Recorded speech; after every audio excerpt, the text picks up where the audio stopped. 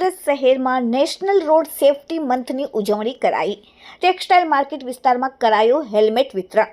Surat traffic police દ્વારા national road safety મંથની ઉજવણી કરવામાં આવી હતી, જેમાં ટ્રાફિક પોલીસ તેમજ ફોસ્ટાના સહયોગથી એક્સિડન્ટ ફ્રી ઇન્ડિયાના ભાગરૂપે હેલ્મેટ વિતરણનો કાર્યક્રમ કમેલા દરવાજા 4 રસ્તા મિલેનિયમ માર્કેટ ખાતે રાખવામાં આવ્યો હતો। સાથે જ એક રેલી યોજવામાં આવી હતી, જેને હનુમાન કથાવાચક સ્વામી હરિપ્રકાશ દાસજીના હસ્તે ઝંડી બતાવવામાં આવી।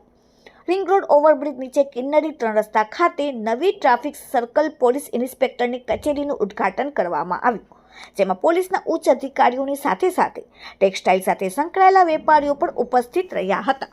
ચોકીના ઉદ્ઘાટન સમયે લોકોને ટ્રાફિકના નિયમોનું પાલન કરવા અનુરોધ કરવામાં આવ્યો।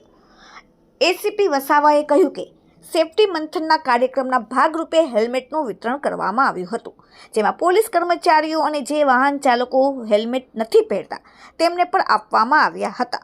ટેક્સટાઇલ માર્કેટ વિસ્તારમાં ભારે ટ્રાફિક રહેતો હોવાથી અહીં એક ચોકીને ખુલ્લી મૂકવામાં આવી હતી। હેલ્મેટ ખૂબ જરૂરી છે। અકસ્માત વખતે માથાના ભાગે થતી ઈજાઓને કારણે મોત થતા હોવાનું સામે આવ્યું છે, જેથી તમામ નાગરિકો હેલ્મેટ પહેરે તે ખૂબ જ જરૂરી છે।